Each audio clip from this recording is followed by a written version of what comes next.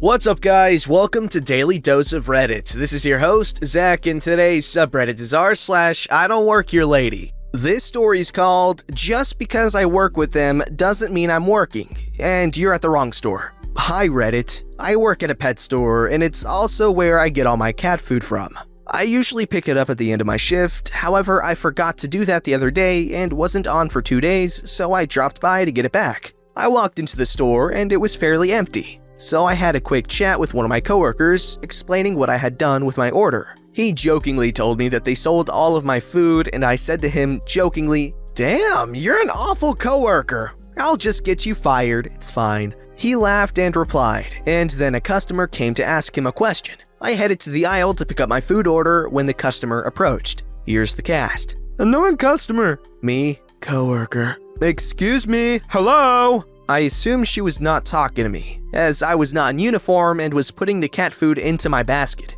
It wasn't until I felt a very tough tap on my shoulder that I realized she was talking to me. I've been trying to get your attention for 30 minutes now. Not true, as I've only been in the store for about 5, but whatever. Oh well, I can put on my customer service face and help her. I need you to get my order. Now, orders are actually pretty rare, and we mostly keep them in the back room to ensure that whatever they want isn't sold. But I'm not permitted to go in the back room anymore as I'm not currently working, so I just picked up my stuff from the aisle, planned to take it to the counter, and have them mark off my order, and have what was put aside for my order stocked in the store. This was the one thing I couldn't really help the lady with. However, maybe I could help get her what she wanted in my way. Alright, ma'am, what was your order? She then goes on to list some things, one of which being cat biscuits that I can see aren't stocked on the shelves directly across from me where they should be. Sorry, ma'am, I'm not currently working, so you'll need to speak to a staff member about that,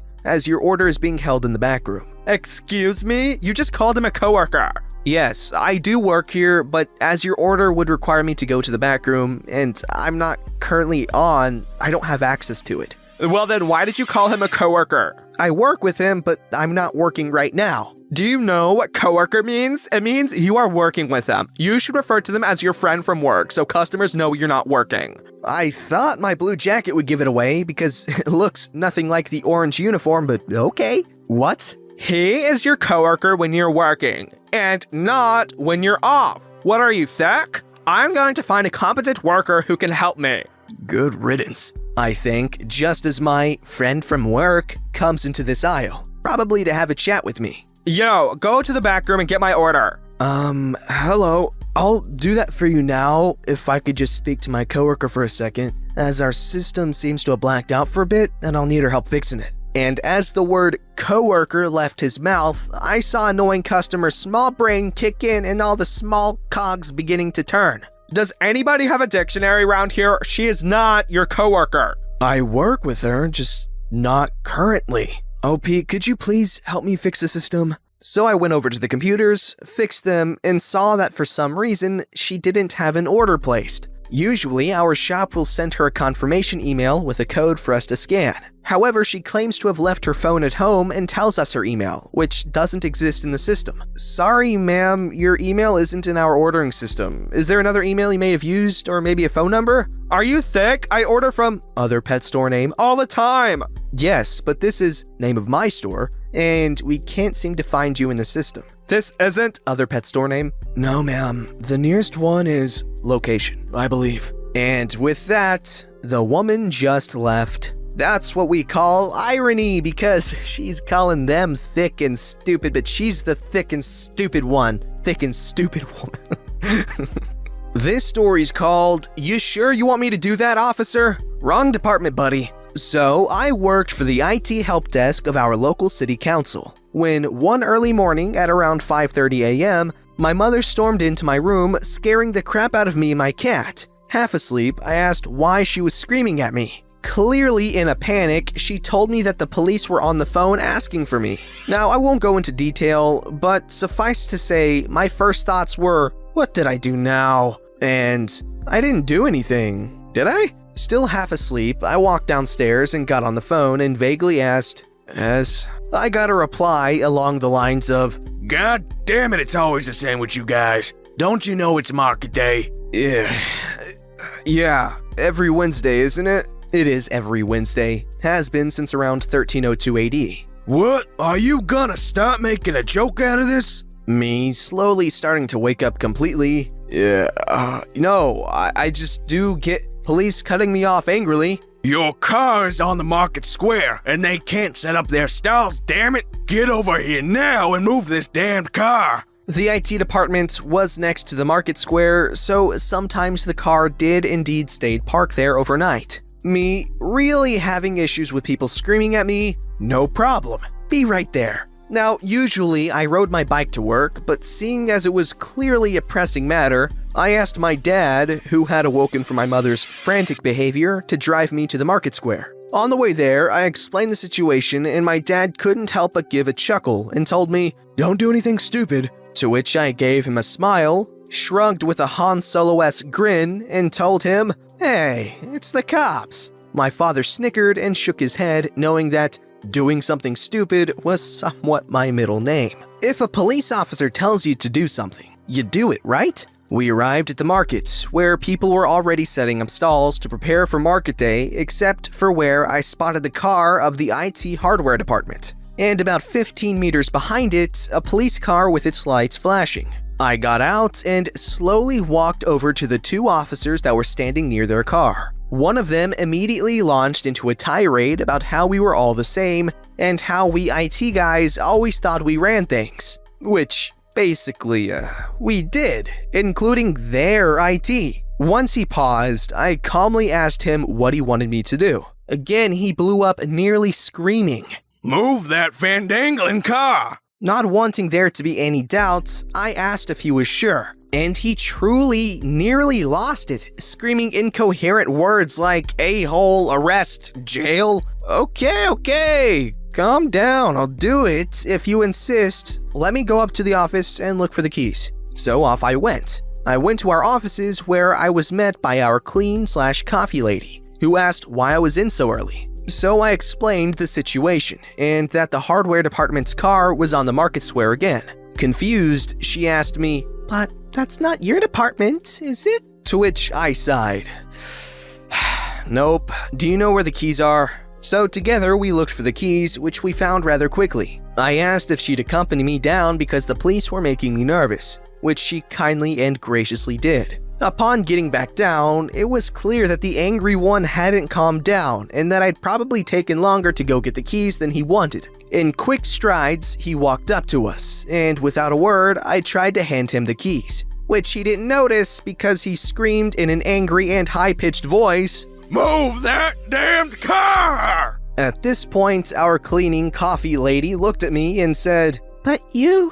I shrugged and gave her the most roguish smile I could muster at that time. She smiled, gently shaking her head. Once more, and just to make sure I got things straight, I calmly and politely asked, "So you're telling me I have to move that car?" Now, I'd seen cops get angry before, but never turn red with figurative steam coming out of their ears. He blew up and pulled out his nightstick and took one step forward as if to indicate I was getting close to either getting arrested or getting smacked over the head. I turned and quickly made it over to the car, nervously but loudly muttering things like, "under duress" and "not my job."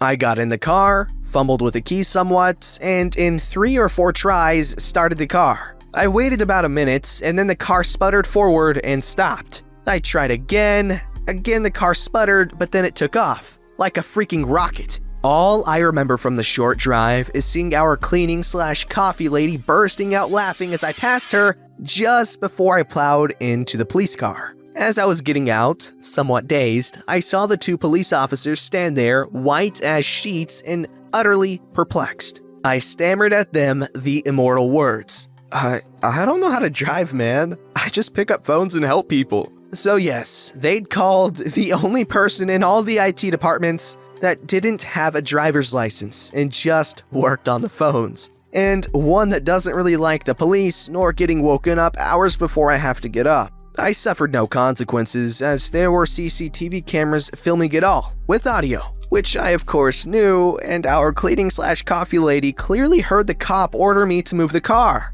Having known the mayor since I was 12 helped too, of course. So the moral of the story is, always do what the police tell you to do. Okay, now I might be stupid, which you guys are always quick to call me out on, but the police officer seemed to have used intimidation tactics, which is pretty darn illegal as far as I know. Again, I could be stupid, but let me know. I hope I ruined their vacation.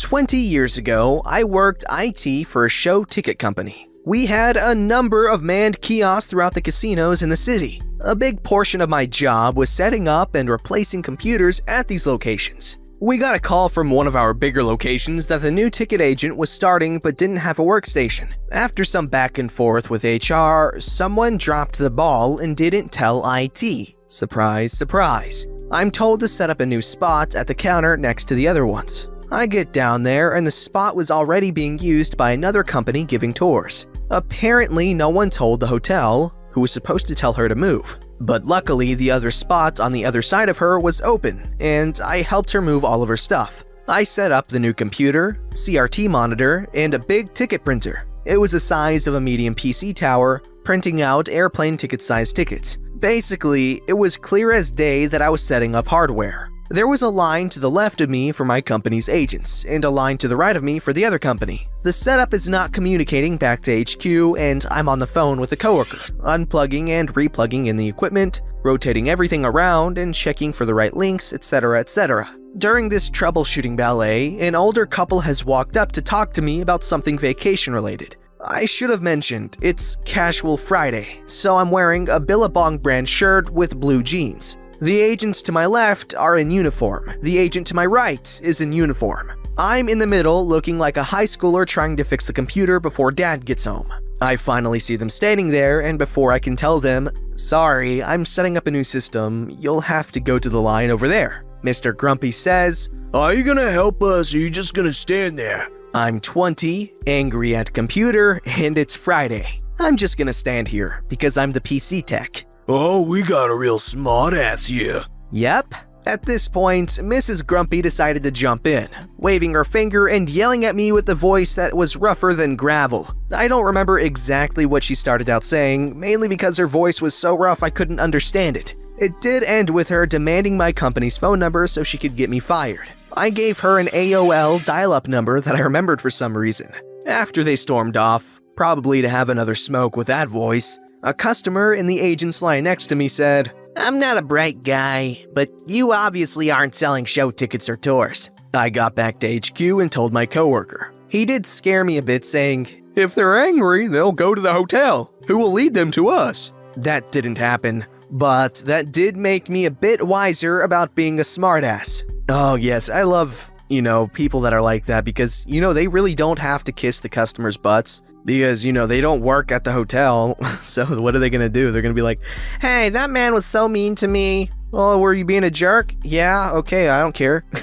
This story's called "I Don't Work Here Lady with a Little Petty Revenge Against My Old Boss." Time for a long-ass backstory. I worked at a bar not too far from me from July last year until June of this year. A bar that was owned by a married couple, T and J.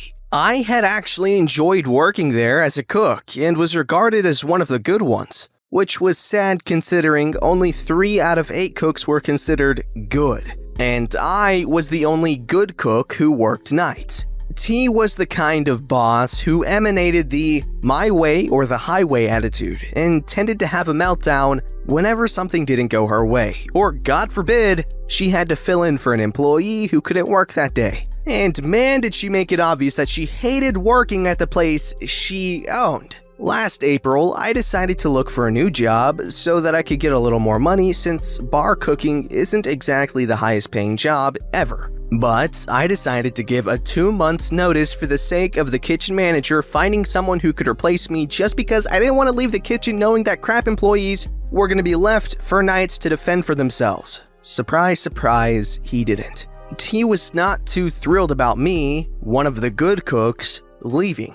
And she made it a point to be as petty and cold as she could to me up until my last day. Everything she said to me was either a scathing remark, whether it was deserved or not, and never said anything positive to me, even shooting me dirty looks every time I made an order for her. Needless to say, I was a lot happier about leaving that place. Now, that doesn't necessarily mean I was going to stop going there to eat, which is where our story begins. This past Sunday, I went to the bar to watch the Lions-Vikings game. A couple of times I shot the crap with a few of the servers and went back into the kitchen to go greet the cooks and catch up, obviously when they didn't have orders coming in. After chatting with a buddy of mine who was working in the kitchen, I went back to my seat, which was unfortunately stationed right by the entrance. Cue the Karen and her husband, who happened to be waiting at the entrance to be seated. I didn't notice her until I heard the all-too-familiar ahem coming from her. I figured she was talking to someone else, so I didn't think anything of it.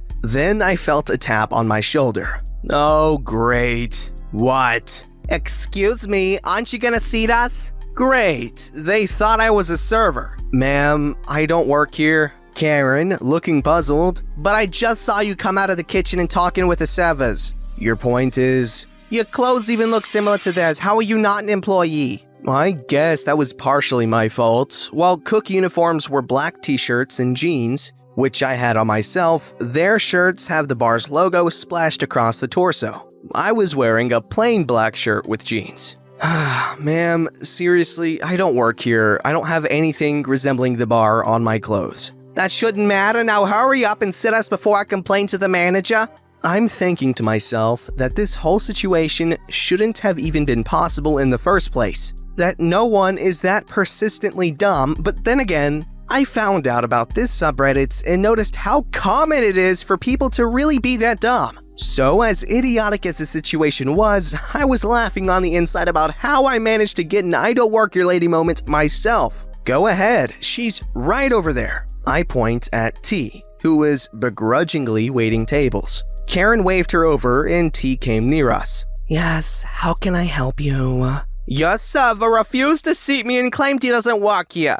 Who, him? I shrugged. I figured that was the end of it, but I guess I should have known T would still have a petty grudge against me. I'm sorry, he's not an employee. I would have to be an idiot to hire someone like him to work here. Now let me grab you a table. Yeah, I wasn't going to let that comment go. Huh. Well, it sounds like you were a total moron for about 11 months then, T. Of course, feeling spiteful, I said this as loud as I could in the small bar we were in, which most of the bar heard. Fortunately, my tab was already paid for, so before T could say anything, I walked out. Fortunately, her husband and all of the other employees liked me, so I don't see myself getting banned anytime soon. But then again, who knows with managers and owners?